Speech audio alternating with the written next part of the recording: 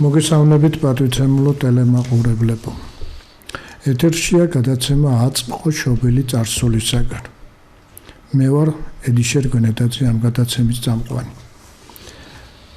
როგორც მოგეხსენებათ, დღევანდელ დღეს ურთულესი დღეები უდგას არა მარტო ჩვენს ქვეყანას, არამედ მთელ მსოფლიოს.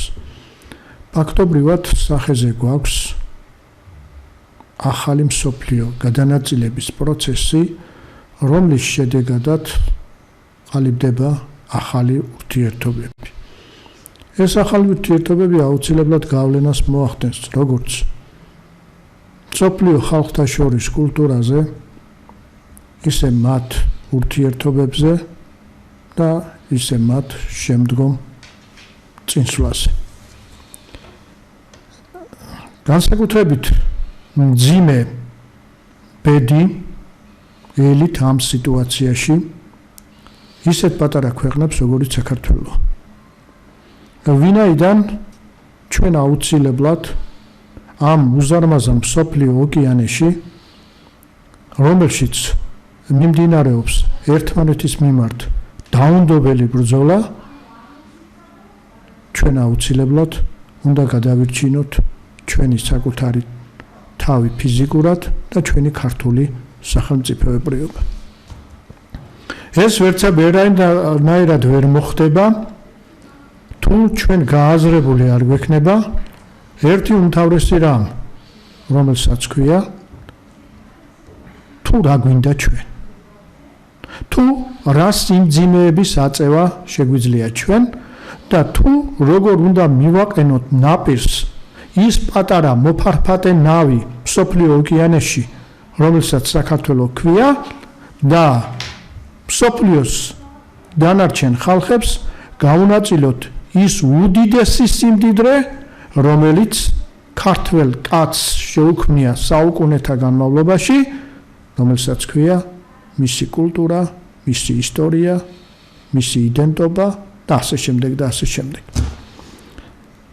ჩვენს გადაცემას ჩემო ძვირფასო მეგობრებო შემთხვევით არ ქვია აწმყო შობილი წარსულისაგან. სწორედ მომავალზე ბევრი არის დამოკიდებული, მაგრამ მომავალს ვერ ავაშენებთ ერთ-ერთ შემთხვევისათვის, თუ არ ვიცით კარგად ჩვენი წარსული, არ ვფლობთ აწმყოს და უხრჩაუხრელად არ ვშრომობთ იმისათვის, რომ ეს ქვეყანა ისეთ ახალგაზრდობას დარჩეს, რომლებიც ღირსეულად წარუძღვებიან და ღირსეულად შეძლებენ ჩვენი ქვეყნის კულტურის, ისტორიის, იდენტობის წარმოჩენას მსოფლიო მასშტაბით. სწორედ ამ მიზნს ემსახურება ჩვენი გადაცემა და უპირველეს ყოვლისა ჩვენი გადაცემის მთავარი მიზანია, რომ ბოლოს და ბოლოს აღსრულდეს ის უკვდავი სიტყვები, რომელიც თავის დროზე და სანატრელი სიტყვები თავის დროზე ბრძანა საქართველოს უგვირგვინო მეფემ ილია ჭავჭავაძემ, რომელსაც ქვია ჩვენი თავი ჩვენადვე გვეყუდნეს. ანუ მდგომარეობაში არ გქონდეს მხოლოდ და მხოლოდ ფარატინა ფურცელზე საქართველოს დამოუკიდებლობა და ჩვენც ვიყოთ იმ ერთად თანავარსკვლავედში, რომელი ერთად თანავარსკვლავედით დღევანდელ დღეს თავაწეულად შრომობს, მუხჩაუხრელად შრომობს და თავის საკუთარ კულტურასა და ისტორიას წარმოაჩენს მთელი მსოფლიოს მასშტაბით. დღევანდელი ჩვენი სტუმრები არიან შესანიშნავი ახალგაზრდები. თბილისის 171 საშუალო სკოლის, საჯარო სკოლის, მე ჩემთვის იგივე საშუალოა, საჯარო სკოლის მე-11 კლასის მოსწავლე ელენე კობაიძე და 52 საშუალო სკოლის, თბილისის 52 საშუალო სკოლის მე-11 კლასის მოსწავლე ნიკოლოზ ინწკირველი, რომელსაც უკვე მეორედ ხვდებით ჩვენ ამ გადაცემაში. ქართველი კაცი ოდითგანვე გამორჩეული იყო თავისი ზრდილობით, თავისი ზნეკეთილობით და განსაკუთრებით ქალის მიმართ პატივისცემით. ამიტომ ბატონი ნიკოლოზი დარწმუნებული ვარ უყოყმანოდ დამეთანხმება, რომ პირველი სიტყვა უნდა მივცეთ ქალბატონს, ჩვენს ელენეს და მინდა ასეთი კითხვა დაუსვა ელენეს. როგორ მიგაჩნია ელენე თქვენ ის პროცესი და როგორ წარმოგიდგენიათ ის პროცესი, თუ როგორ უნდა შეძლოს ჩვენმა ქვეყანამ საკუთარი თავის დამკვიდრება იმ უძნელეს პროცესში, რომელი უძნელესი პროცესი და ურთულესი პროცესი ჩემო ძვირფასო მეგობრებო მიმდინარეობს თანამედროვე მსოფლიოში. რა მიმართულებებს უნდა მოვაქციოთ თქვენი გადასახედიდან, აი სკოლის მოსწავლის გადასახედიდან ყურადღება და რა უნდა იყოს პრიორიტეტი. გისმენთ. უპირველეს ყოვლისა მოგესალმებით, მადლობას გიხდით მოწვევისთვის. რაც შეეხება შეკითხვას, ჩემი აზრით პასუხი ალბათ ცალსახაა. პასუხები უნდა ვეძებოთ ისტორიაში, რომელიც საქართველოს უკვე ძალიან, ისე ვთქვათ, კარგად გამოიარა და ისტორიაში, რომელიც არის სავსე გამოცდილებებით და მაგალითებით. ყოველთვის ვამბობ იმას, რომ აწმყოში მცხოვრები ადამიანის პრივილეგია არის ის, რომ მას შეუძლია წარსული და ისტორია გამოიყენოს ისე, რომ მან შექმნას მომავალი, რომელიც მეტად განვითარებული იქნება, ის მომავალი, რომელშიც ცხოვრებას აპირებს. არ არის ისტორია მხოლოდ მოვლენები, რაღაც წლები, ეს არის ძალიან დიდი საუნჯე საქართველოსთვის და ესე ვთქვათ, ერის უდიდესი მეხსიერება, რომლის გარეშეც მე ვფიქრობ, რომ საქართველოს განვითარება არ უწევია.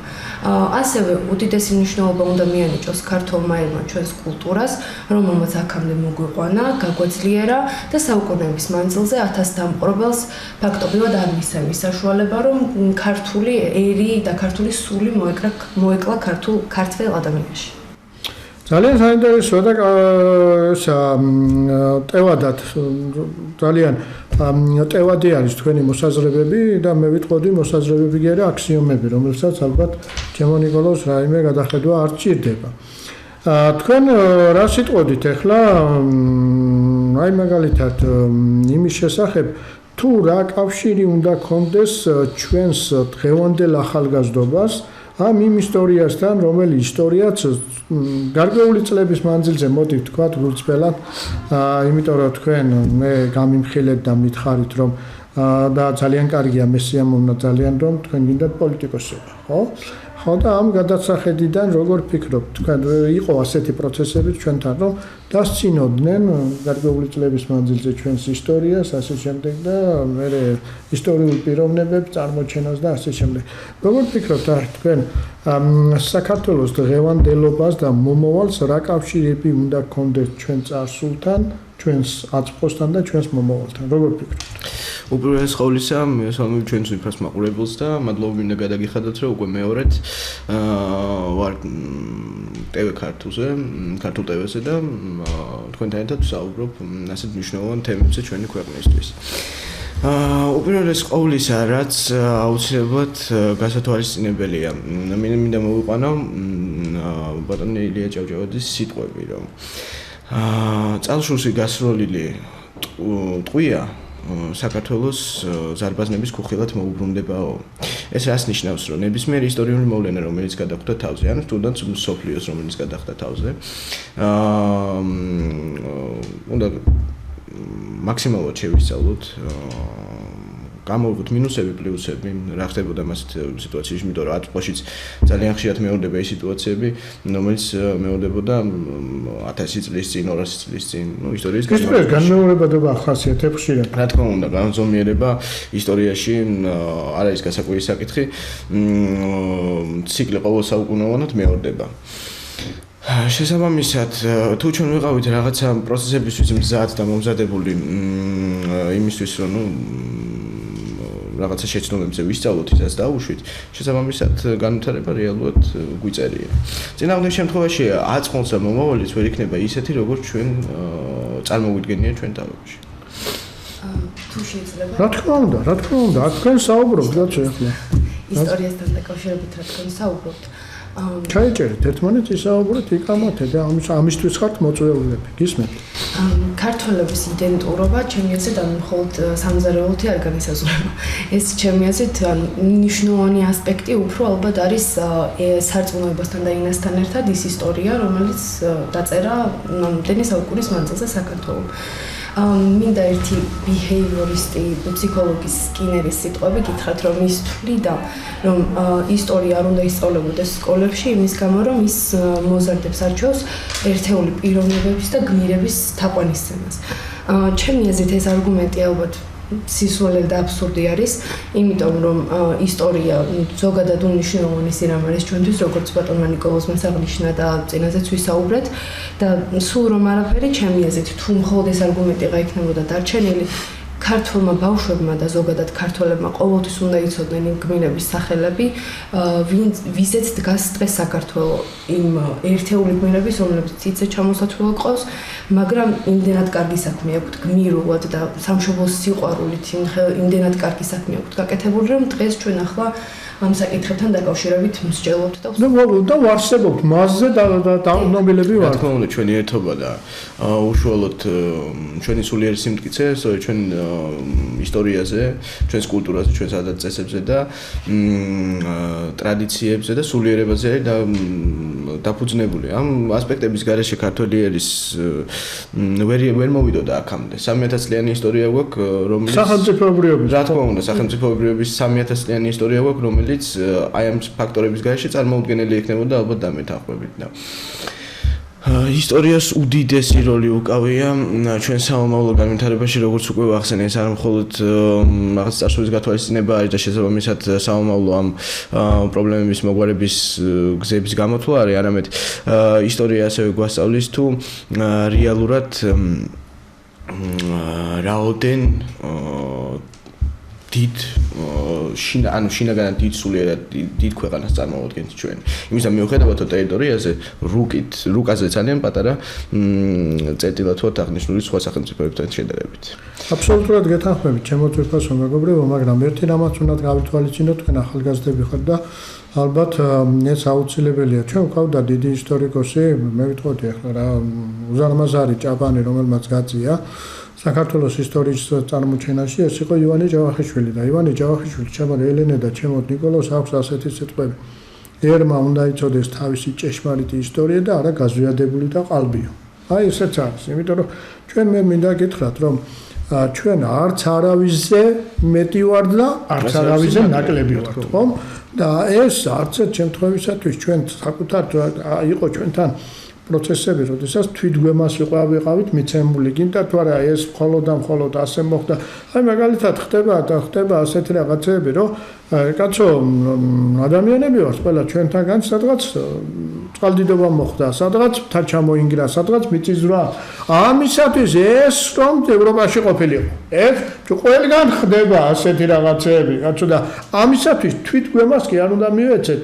არამედ ამისათვის საჭირო არის ის, რომ ის წარსულის გამოცდილება აუცილებლად უნდა გავითვალისწინოთ და უნდა გქონდეს ეს ჩვენ საკუთარ ცნობიერებაში ისე გადამუშავებული, რომ მომავალში გამოგვადგეს. აი თქვენ მინდა შეკითხვა დავსვა ელენეს. როგორ ფიქრობ ახლა აი მოსწავლე ხარ? რა მოგცა შენ სკოლამ ამ 11 წლის განმავლობაში და რას შეცვლიდი შენ? აი შენი გადასახედით თუ რაიმე შეცვლიდი ამ პროგრამებში, ჩემო ბატონო, ან საერთოდ მიდგომაში, საგნის სწავლებასთან მიდგომაში, პედაგოგებთან დამოკიდებულებაში და ასე შემდეგ. აი როგორ მიგაჩნია შენ რა არის უმთავრესი პრობლემები და რომელია დადებითი და რომელია უარყოფითი? თქვენი გადასახედით. ზოგადად სკოლა მოზარდის ასე ვთქვათ ჩამოყალიბებაში უზომოდ ბევრ საქმეს ასრულებს ასე ვთქვათ, იმიტომ რომ სკოლაში არ მხოლოდ ზოგად განათლებას ვიღებთ, აქ ვსწავლობთ უზომოდ მნიშვნელოვან საკითხებს, რაც არის თუნდაც კომუნიკაცია, ურთიერთობა მასწავლებელსა და მოსწავლეს შორის სუბორდინაციის დაცვა თუნდაც და ნებისმიერი სხვა საკითხი, რისთვისაც მოზარდი უნდა მოემზადოს ბავშვობიდან, რათა ცხოვრების და ესე ვთქვათ წუთისოფლის სირთულეებს უფრო მარტივად შეეჭიდოს. ჩემი პირადი მოსაზრებით სკოლა ჩემთვის ძალიან ასე ვთქვათ კარგი ადგილი არის, იმიტომ რომ აქ ვიღებ განათლებას, მაქვს კომუნიკაცია ჩემს მეგობრებთან და ასე ვთქვათ ხალისით მიმდინარეობს ყველაფერი. უბრალოდ რასაც შევცვლით მე პირადად არის ის, რომ ხშირად სკოლა ასე ვთქვათ ერთნაირი პირობებით უდგება განსხვავებული ასე ვთქვათ შესაძლებლობების მქონე ადამიანებს. მოსწავლეებს დიახ. ჩემთვის ალბათ მხოლოდ თეორიით დატვირთვა twins ასე ვთქვათ უფრო ღლის, იმიტომ რომ ასე ვთქვათ მხოლოდ თეორია დაღლის და დატვირთავს და როდესაც ამ ყველაფერს მაგალითად მხოლოდ ქიმიაში თუნდაც არ გაატოლებს და ნახავს ბიბლიოთეკა ექნება კეთილმოწყობილი ან გასვლითი ლექციები ასე ვთქვათ გასვლითი გაკვეთილები იქნება და მსგავსი აქტივობები იქნება ჩემი აზრით მოზარდი უფრო მეტად დაინტერესებული იქნება რომ აბა ხვალ რა მოხდება და ამით უფრო დიდი ხალისით მოვა სკოლაში და არა მხოლოდ ის რომ 45 წუთის მანძილზე უბრალოდ იჯდეს საგაკვეთილო პროცესი იყოს და უსმინოს მასწავლებელს. Რა თქმა უნდა, ბევრ სკოლაში ეს უკვე არის, მაგრამ ზოგადად საჯარო სკოლებში ვფიქრობ, რომ მაინც არის უფრო მეტად ესეთი აქტიურობა ჩასართავი იმისთვის, რომ მოზარდმა უფრო უკეთესად შეისწავლოს ესა თუ ის საკითხი და ჩამოყალიბდეს თუ რა უნდა ცხოვრებაში. თქვენ როგორი დამოკიდებულება აქვს აღნიშნული საკითხის მიმართ? პირველ რიგში დავიწყებ იქიდან საუბარს, რომ სკოლა არის ის ერთ-ერთი საგანმანათლებლო ინსტიტუტი, რომელიც პასუხისმგებელი არის, ესე იგი პასუხისმგებელიანი დისციპლინირებული, სუბორდინირებული მოქალაქეების ჩამოყალიბებაზე ქვეყანაში, ხო? ესე იგი, ძირითადად სკოლებში, განათლების სისტემა ძირფესვიანად შესაძლებელი არის, ამაზე ორი აზრი არ არსებობს.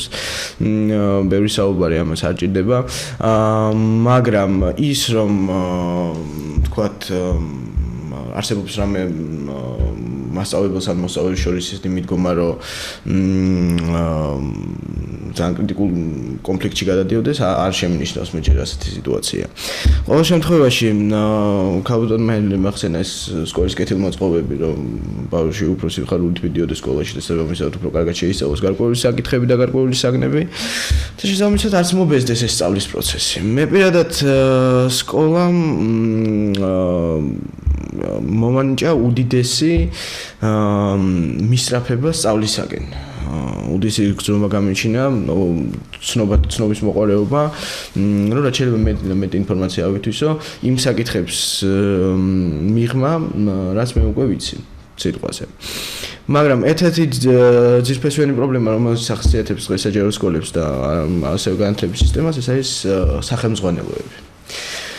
სასკოლო სახელმძღვანელოებში თუნდაც მე რო შევხედოთ ისტორიის სახელმძღვანელოს. აი აბსოლუტურად ვერაფრით ვერ დაინტერესებს მოსწავლეს, რომ აი ის დაჭდეს და ისწავლოს. აი აბსოლუტურად უინტერესო სახელმძღვანელო რო აქედან დავიწყოთ. ხშირ შემთხვევაში წერია ან სხვანაირად ინტერპრეტირებული ინფორმაცია, ან სხვანაირად განმოცემული, ან სავსებით სხვანაირად გაგებული საკითხები. რომელიც მიმზიდველი არ არის და შესაბამისად რომც მიმზიდველი იყოს და ეს მცდარი ინფორმაცია შეისწავლოს მოსწავლემ, ესე იგი მცდარად დაჩება მაგას მეხსიერებაში და მცდარი ინფორმაციით შერჯება. მეგობრებო, ერთი რამ მინდა კიდე გითხრათ, რა მინდა ჩემო უმცროსო მეგობრებო მინდა გითხრათ, აქ მე შესანიშნავი პედაგოგები მყავდა. ერთი თქვენი სკოლის დირექტორი იყო და მასწავლებელი იყო. დანარჩენებიც იქნებიან ალბათ კი არა ეს ასე იქნება. მათ ძალიან კარგი მიგნება გააკეთეს და თქვენს რომ უდიდესი როლი აქვს მოსწავლის აღზრდაშიო და მოსწავლის პიროვნებად ჩამოყალიბებაში ფილმებს. და განსაკუთრებული ყურადღება მიაქცევთ შემონე ქართულ ფილმებს.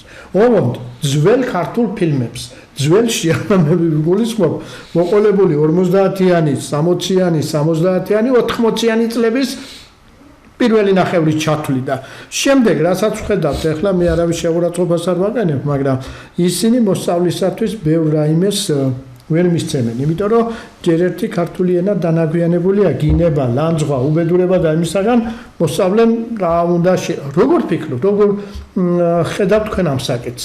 გაძლევთ ეს ვიცი რო ტარდება, გაყურებინებენ ფილმებს და ასე შემდეგ. თუ ახდენთ ამის გარჩევას, ახლა ფილმს თავარი ერთი შეხედო, მაგრამ მე მასზე დაფიქრება თუ ქონიათ და ფილმი გინახიათ, დაფიქრებულ ხარ და თუ აი გულზე მოურტყამს რაიმე ეროვნული სიმი აუმოძრავებია. თუ ქონიათ ასეთი შემთხვევა. ზოგადად თვითონ წიგნსა და ფილმს შორის უცბად ვიტყვი განსხვავებას, რა თქმა უნდა, წიგნს არაფერი შეედრება. წიგნი უდიდეს, ესე ვთქვათ, შესაძლებლობას გაძლევს, თუნდაც განვითარო წარმოსახვის უნარი და ასე შემდეგ. ეკრანიზაციას რაც შეეხება, ჩემი აზრით, ალბათ ძალიან ახლოს არის ადამიანის სულთან, როდესაც უკვე არ გიწევს იმაზე ფიქრი თუ როგორ განვითარდებოდა სიუჟეტი, უკვე წარმოდგენილი გაქვს წინ და სხვანაირად მოქმედებს შენს გულზე თუნდაც ეს ყველაფერი. ასე ერთი ფილმი შეიძლება არ გამახსენდეს, მაგრამ ზოგადად ჩემზე ქართული ფილმები ნამდვილად ხშირად მოქმედებს ხოლმე და ამა თუ იმ პრობლემას და ამა თუ იმ საკითხზე ხშირად მაფიქრებს, რისთვისაც მე ჩემი მომავალი პროფესიიდან გამომდინარე ვფიქრობ თუ როგორ შეიძლება გადავჭრა სამომავლოდ. თქვენ როგორ ფიქრობთ? რა თქმა უნდა, ეკრანიზაცია ადამიანს ეხმარება რაღაცა გარკვეული სიუჟეტის წარმოდგენაში, შესაბამისად. აი მაგალითად ჩემო ნიკოლოზ რო ნახულობ დიდოსტადის მარჯვენა ის წამო. და ფილმს რო ნახავ და არაჩვეულებრივი ფილმი. თუნდაც ვეფხის ყავსანის ეკრანიზაცია ხო არ არის გამოშვებული, ცდილობდნენ რაღაც პატარა. კი. მაგრამ არ გამოვიდა, არ იქნა დაფინანსებული. ხო და ერთ სიტყვით, ეკრანიზაცია აძლევს ადამიანს ძალიან დიდ წარმოსახვის საშუალებას ამ თუ იმ სიუჟეტისა და მე გინდა თუ არა ადამიანის ცნობის მოყოლება იქამდე მიდის, რომ ლოგიკურად თავის თავში გააგრძელებს სხვადასხვა სიუჟეტს, რომელიც ხდება ფილმში. ძირითადად ფილმები, სწორად აღნიშნეთ, ზოგ ქართული ფილმები არის, ანუ აი, ყველაზე დიდი ფენომენი, რომელიც ჩვენ გაგვაჩნია ალბათ ერთ-ერთი ქართული კინო იყო ბოლო-ბოლო, კაცო, ქართულ მთელი მსოფლიოს მასშტაბით კინოსკოლა. რა თქმა უნდა, ქართული კინემატოგრაფი. ну ძირითადად რომელმაც ყველაზე მეტად შეიძლება აღწევს პატრიოტული გრძნობები ადამიანის სულში, ჩემი აზრით, ეს ჩვენი სუბიექტური აზრია, ეს გიორგი სააკაძე. ეს არის რავი თუნდაც ბაშიაჩუკი. დიდებული ფილმებია, დიდებული. ბევრი ფილმი ჩამოთვლა შეიძლება და მე ახლა ჩემოც ძვირფასო მეგობრებო, უმცროსო მეგობრებო, ერთი რამე დაგეცხრა. ჯერ ერთი პატრიოტული და მე ფრაზებია ქართული ფილმებიდან, რომელიც საზოგადოებაში დღესაც ტოჟე მეგოგებაშვილი არის ასეთი ფილმიდან ჩემო ბატონო. მეორე შენ არ იყავიო, პიპინიაო შენ ცხენს რო გამოასწარიო პორტარტულიდან, ნუ არ გიქ ალბათ ცხოვრებაში სულ მუდამ გამოგადგებათ ასეთი ფრაზე ყველგან წაშლიო შერეკილებიდან, მაგრამ აქედან ხო ვერ ამოშლიო ჩემო ბატონო. ერთი სიტყვით რაზე მინდა ყურადღება გავამახვილო, ეგ არის აუცილებლად საჭირო სკოლაში და ჩემი აზრით მოსწავლეებთან ამ მოსწავლეების ამ საკითხებით დაინტერესება. ეხლა თქვენ რომ ბრძანეთ ამ საკითხებთან ერთად ორგანულ კავშირში არის ჩვენს ისტორიასთან, ჩვენს კულტურასთან და ჩვენს იდენტობასთან. მე ვფიქრობ, არ ვიცი თქვენი აზრი, ჩვენი მართლმადიდებლური სარწმუნოება. როგორ ფიქრობ, რა როლი აქვს? რატომ ვლაპარაკობთ, რომ საქართველოს ისტორია და მართლმადიდებლური სარწმუნოება განუყოფელია ერთმანეთისაგან? რატომ ვლაპარაკობთ ამას და თქვენი მოსაზრებებით, რა თქმა უნდა? პირველ რიგში საქართველო არის უდიდესი და უძველესი ცივილიზაცია, რომელიც არ ვიცი ალბათ სათავეს იღებს იქიდან, სადაც ევროპა ალბათ ჯერ განვითარებული არც იყო. როდესაც მირიან მეფემ გააქრისტიანა საქართველო, ამან როგორც პოლიტიკური დატვირთვით ძალიან კარგი როლი შეასრულა საქართველოსთვის, იმიტომ რომ იმ დროს რომის იმპერიას ჰქონდა, ასე ვთქვათ, მთავარ სარწმუნოებად ქრისტიანობა გამოცხადა. პოლიტიკაზე რომ არ ვისაუბროთ, ჩემი პირადი მოსაზრებით, ქართველი ადამიანის სულთან არ მინდა ჩამეთვალოს რაც კარგები ვართ სულ ქართველები ვართ. არა, კაცო, როგორ მაგრამ ქართველი ადამიანის სულთან ქრისტიანობა არის ყველაზე მიახლოებული, იმიტომ მორგებული. დიახ, იმიტომ რომ სიყვარულს ქადაგებს თან მით უმეტეს ჩვენ სუფრაზე ადამიანი თუ მიხვდება რამდენად ვაფასებთ და რამდენად დიდი როლი აქვს ჩვენთვის რელიგიას, ქრისტიანობას და ღმერთს. შესაბამისად, სარწმუნოებამ როგორც პოლიტიკურად და ესე ვთქვათ, სხვა საკითხებში გადაგვარჩინა და დღემდე სარწმუნოების, ასე ვთქვათ, ქრისტიანობის დიდი დამსახურება არის, რომ აქამდე მოვედით, ისე არის ზოგადად სულიერების კუთხით, რომ ქართველი ადამიანისთვის ქრისტიანობას აქვს უდიდესი მნიშვნელობა, იმიტომ რომ აქედან იქნება ჩვენი ფასეულობები, აქედან ვაგრძელებთ ცხოვრებას და ასე ვხსნით ჩვენს ბავშვებს, შვილებს. რა თქმა უნდა, არ შემიძლია არ დავეთანხმო გამოტანილნეს, რომ ჩვენს ფასეულობებზე და ჩვენს კულტურაზე ქრისტიანულმა რელიგიამ ძალიან დადებითად იმოქმედა. პირველ რიგში ქრისტიანული რელიგია იმითი არის ჩვენთან უფრო დაახლოებული, რომ ქართველები ზოგადად სულ ჰუმანისტები ვიყავით. აი თუნდაც რომ გავიხსენოთ ნებისმიერი ვაჟებ-შაველას ნაწარმოები, აი ჰუმანიზმის უდიდესი წარმოჩენა. ხო და რა მინდა ვთქვა, რომ პირდაპირ კავშირში არის ქართული სულიერება, ქართული ადათ-წესები და კულტურა. აი ამ 3000 წლოვანი ისტორიის განმავლობაში, რაც ჩვენ გამომივიეთ ჩვენ სახელმწიფოებრივი პერიოდი, დღემდე ვართ, სწორედ ერთ-ერთი ჩვენი ერთობის და ასე გადარჩენის ფაქტორი სწორედ ქრისტიანული რელიგია იყო. და ფიქრობ ტოლერანტობისაც, რა თქმა უნდა და აი ესეთი ჩვენი სტუმართმოყვარეობისაც, რა თქმა უნდა და ყველა სტუმარს დიდი ამბით რო ხვდებით და არასდროს ისტორიის განმავლობაში თითქმის არასოდეს აგრესორები არ ყოფილვართ. შესაბამისად, ქრისტიანული რელიგია არის ერთ-ერთი შემადგენელი ნაწილი იმისა, თუ ისტორიასთან ერთად რითი უნდა წავიდეთ წინ საომავლოდ. ძალიან საინტერესოა თქვენი მოსაზრებები, ჩემო ძვირფასო მეგობრებო და მე აქვე ვიტყოდი ახლა ელენემ ძალიან მშვენივრად თქვა. იქნებათ ევროპასთან შედარება რო გააკეთეთ თქვენ. ახლა ეს ევროპელები თავალწეულები რო არიან და ასეთი უზარმაზარი კულტურა რომ აქვს და ლაბარაკობენ თავიანთ ღირებულებებზე და ასე შემდეგ, ზოგჯერ სამართლიანად აზრს, ზოგჯერ ნამედანი უსამართლოდაც. მე ამასაც ვიტყვი. ერთი მაგათ განეცადათ ის შემოსევები, რომელიც საქართველოს ჰქონდა საუკუნეთა განმავლობაში და მეცაც ვიტყვით, რაც მთელს ევროპას წმინდანი ყავს.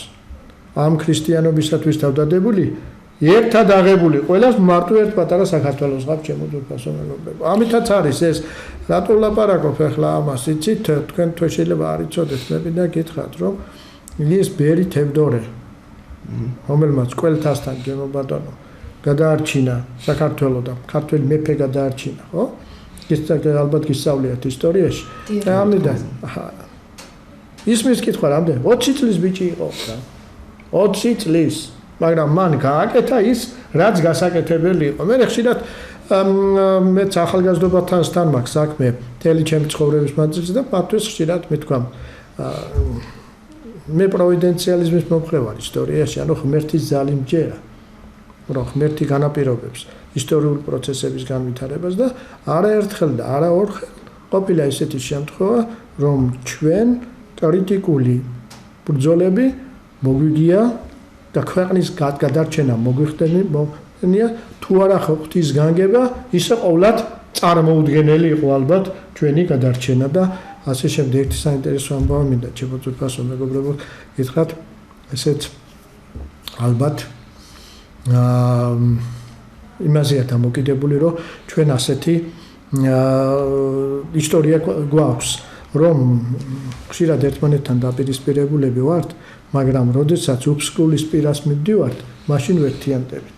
და იყო ასეთი თემისტოკლე, ცნობილი ბერძენის სარდალი, პოლიტიკოსი და როდესაც სპარსელთა ჯარი მიადგა ათენს არავითარი შანსი არ არსებობდა ბრძოლის და გამარჯვების და თემისტოკლე გამოვიდა. ჩაუდგა ჯარს სათავეში და გაამარჯვებინა და კითხეს, როგორ მოახერხე ეს? ორად ორი ფრაზა თქვა. დავიღუპებოდით, დაუფის ვირას ომარ ყოფილიყავით. ესაა ჩვენი მთელი ისტორია. როდესაც დაუბრუნდათ პირას ვდგევართ, აი მაშინ ხდება ის რომელიც უპირველეს ყოვლისა ახასიათებს ქართველობას და მოიყვანა რომელმაც მოიყვანა დღევანდელ დღემდე ჩვენი ქვეყანა. ის ჩვენი დიდი კაცი რომლის სახელი და გვარია ილია ჭავჭავაძე ბრძანებდა ჩემო ნიკოლოს რომ ენა ბურჯია ერისა ხო და ენასო ესო კაცოვო რა ქვია კაციო თავისიო სახრალი ხელითო არ უნდა შეეხოს როგორ ფიქრობთ ჩვენი ენის განვითარებით თუმცა ამ ენას რატოა მოსაფრთხილებელი ჩემი მოსაზრებით იმიტომ ჩვენს გარდა მაგას სოფლიოში არ უნდა ლაპარაკოს მაგენას ხოლოდ სადღაც პატარა ქვეყანაში შეყუჟული პატარა ხალხი ქართველები ვლაპარაკობთ როგორ ფიქრობთ ახლა რა ღონისძიებები უნდა გატარდეს იმისათვის როგორ უნდა მოეპყრათ ჩვენს ენას და მით უმეტეს რომ ეს შემთხვევითი არ არის რომ გუშინ წინ იყო ყველაზე მეტი უძვირფასეს სიც რომელიც თითოეულ ჩვენთაგანს უყავს რომელიც დედისგანაც წარმოვდა თითოეული ჩვენთაგანი ჩვენი დედა საწყისი მისი დღე იყო და ნახეთ ქართველმა უწოდა დედა ენა რას მეტყვით ну პირველ ყოვლისა მინდა იქიდან დავიწყო საუბარი რომ ენა არის ჩვენი სუვერენობის და იდენტობის ერთ-ერთი განმაპირობებელი ფაქტორი რა თქმა უნდა ჩვენი ენა ერთ-ერთი უძველესი ენა არის ეხაც გეცნო ალბათ იცით თქვენ გრაკლიანის წარწერა რომელიც დღემდე გამოკვლევაში არის და თუ დადგინდა რომ ეს ქართული დამწერლობა არის, ერთ-ერთი უძველესი ენა გამომდივართ ჩვენ სოფლიოში და შესაბამისად დამწერლობაც ერთ-ერთი ყველაზე გამოჩვეული გვაქვს სოფლიოში, ქართული დამწერლობა, რომელიც არ არის მაგის იდენტური არც ერთი არ არსებობს დღეს სოფლიოში. რა თქმა უნდა, ენა არის ასე ვთქვათ, ჩვენი სახელმწიფოებრიობის შენარჩუნების ერთ-ერთი უმთავრესი ფაქტორიც და სეგმენტი, რის გარეშეც ჩვენი სახელმწიფოებრიობა არაფერი არ არის. ჩვენ თუ არ გვექნა ჩვენი სასაუბრო ენა, რაზეც ერთად ვისაუბრებთ ჩვენი იდენტური, ჩვენივე ჩამოყალიბებული. მაშინ ვითვლებით თუ არა დამოუკიდებელ სახელმწიფოდ. არ მგონია მე ასე. ამავე დროს ჩვენ თვითონ უნდა გავუფრთხილდეთ, როგორ ფიქრობთ, ელენე? ვინ უნდა გაუფრთხილდეს ამ ენას და ვინ უნდა შეინარჩუნოს და ვინ უნდა დაიცვას იმ შემოტევებისაგან, რომელიც შემოტევებიც გვაქვს დღევანდელ დღეს და ძალიან ბევრი შემოტევები გვაქვს. ისევ და ისევ ახალმა თაობამ უნდა შეინარჩუნოს ჩვენი ქართული ენა და ამასთან დაკავშირებით ძალიან საინტერესოდ მსჯელობს ოტია იოსელიანი. სასტიკად აღუყვას ბარბარიზმები და მე პირადადაც ვეთანხმები. ადრე თუ ისე ვთქვათ ისტორიის მანძილზე უცხო ენოვანი მტრები შემოდიოდნენ საქართველოში და ამით ემუქრებოდა საფრთხე ჩვენს ενას, დღეს უკვე ინტერნეტით და სოციალური მედიით განსხვავებული რაღაც თუნდაც ინგლისურიდან, თუნდაც რუსულიდან, ნებისმიერი სხვა ენიდან წამოსული ბარბარიზმებით არის ასე ვთქვათ სავსე ჩვენი ენა. ზოგადად ერთი-ორ სიტყვას ვიტყვი ენასთან დაკავშირებით. რა თქმა უნდა. ენა არ არის მხოლოდ რაღაც საკომუნიკაციო კოდი.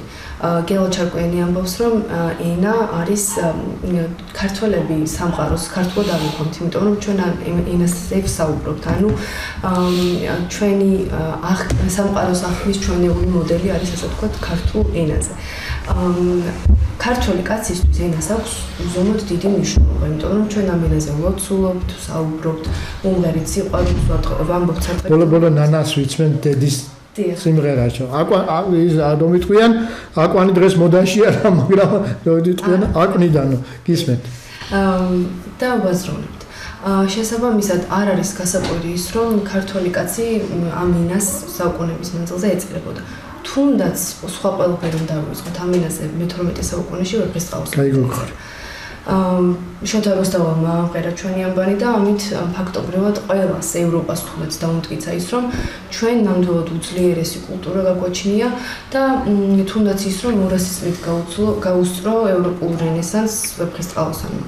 უდიდესი საუნჯე არის ჩემთვის საქართველოსთვის ვეფხისტყაოსანი, იმიტომ რომ აქ მთავარი ობიექტივი ასე ვთქვათ ადამიანია და ასე ვთქვათ მისი ურთიერთსაპირისპირო განცდები, ადამიანი ღმერთი, ადამიანი სამშობლო და ასე შემდეგ. ვფიქრობ ვეფხისტყაოსანთან დაკავშირებით მთელი გადაცემაც არ გვეყოფა. მაგრამ ენას ზოგადად არის ესე ვთქვათ მოვლენა, როგორც მიხაკო წერეთელი ამბობს, ეს არის ჩვეულებრივი სოციალური ცხოვრების ერთი ნაწილი, რომელიც შეუძლებელია ადამიანისგან ცალკე განვიხილოთ, იმიტომ რომ ეს არის საერთო თვისება. ძალიან კარგი. რა თქმა უნდა. ეხლა მინდა თქვენი ყურადღება გამომახვილო უფრო სწორად ჩემი ინტერესით წარმოვაჩინო თქვენს მიმართ იმაზეც რომ როგორც ვიცი ორივე თქვენთაგანს უკვე არჩეული გაქვთ თქვენი საკუთარი მომავალი. ნიკოლოსმა პირდაპირ გამოაცხადა რომ მას სურს პოლიტიკა. მისი ნება მე ვიტყოდი ასეთი კაცები აუცილებლად უნდა იყვნენ პოლიტიკაში მოსულები. რატომ? იმიტომ რომ ჩვენს ქვეყანას ჭირდება უპირველეს ყოვლისა ისეთი ვაჟკაცები, ისეთი ეროვნული მუხტით დატვირთულები, როგორიც ნიკოლოზი და არანაკლები როლი აქვს საქართველოში ქალბატონებს. მაგალითად, ამასთანავე სადღაც რომელიღაცა გადაცემაში ვლაპარაკობდი იმის შესახებ, რომ 1625 წლის 25 მარტის მარტყოფის ბრძოლა მოაგებინა ქართველმა ქალმა ფაქტობრივად თავისი სულიერებით ქეთევან დედოფალმა თავისი მოწამეობრივი სიკვდილით. რა მინდა კითხვასთან ერთად მინდა ჩემი დამოკიდებულება ვთქვა ჩვენი ელენეს მიმართ. ელენეს აქვს არჩეული საერთაშორისო ურთიერთობები, უნდა გამოვიდეს საერთაშორისო ურთიერთობების სპეციალისტი. არ მითხრა ეხლა პოლიტიკა არ მინდაო. პოლიტიკა თუ არ გინდა ჩემო ბატონო, მაშინ რატომ აირჩიე საერთაშორისო ურთიერთობები? იმიტომ რომ მე საერთაშორისო ურთიერთობებზე ლექციებს ვკითხულობ და ზოგიერთი სტუდენტი მეუბნება რომ არ მინდა პოლიტიკაო, მაშინ რა გინდა მეუბნები. არალოგიკურად ჯდება ეს აცნებები ერთმანეთთან. როგორ ფიქრობ ახლა შენი გადასახედიდან? უნდა იყოს საერთაშორისო ურთიერთობების სპეციალისტი. რას ფიქრობ? როგორ უნდა წარიმართ? მაინც პოლიტიკაა, ხომ ხედავთ? კი, შევთანხმდით, თვითონ პოლიტიკაზე არ ვისაუბრებთ, მაგრამ ცხოვრება პოლიტიკაა და მით უმეტეს ორივეს პოლიტიკა გაქვთ არჩეული, ხომ? როგორ ფიქრობთ? საქართველოს რა განვითარების მოდელი უნდა ირჩიოს, როგორ უნდა განვითარდეს და როგორი ურთიერთობა უნდა ჰქონდეს მას გარემომცველ სამყაროსთან? პირველ რიგში აი სკოლის მოსწავლის გადასახედით. მართლა სკოლის მოსწავლის გადასახედიდან, იმიტომ რომ მე ნამდვილად არ ვარ სპეციალისტი ჯერჯერობით, მაგრამ საქართველოსთვის, ზოგადად ჩემთვის როგორც ქართველი ადამიანისთვის ძალიან რთულია ვაღიარო ის, რომ დღევანდელი მოცემულობით საქართველო არის სუსტი და პატარა ქვეყანა, იმიტომ რომ თუნდაც ის ორი კრიტერიუმი, რაც ამას ასახავს, ტერიტორია და მოსახლეობა, ჩვენ სამწუხაროდ ამას ვერ ვაკმაყოფილებთ. მესამე მიაქცია ყურადღება კიდე ეკონომიკაც. ეკონომიკა მოშეყო და ასე შემდეგ. ჩვენ არ შეგვიძლია ისე ხისტად და ასე ვთქვათ, მტკიცედ დავიცვათ ჩვენი ინტერესები საგარეო პოლიტიკაში, როგორც თუნდაც ამერიკის შეერთებულ შტატებს შეუძლია. დიდ ქვეყნებს. დიახ. მართალია ჩემთვის უდიდესი სიამოვნება იქნებოდა, რომ თუნდაც ვეტოს დადების შესაძლებლობა ქონდეს კაიროში ან ნატოს უშიშროების საბჭოებში, მაგრამ ამაზე ალბათ ფიქრიც ჯერჯერობით ზედმეტი. ჩემი აზრით ძალიან მიყვარს სულხან საბორბელენის ეს სიტყვები, რომ დიდ მტერს კაცი ან შეეხვეწება, ან გარდაეხვეწებაო.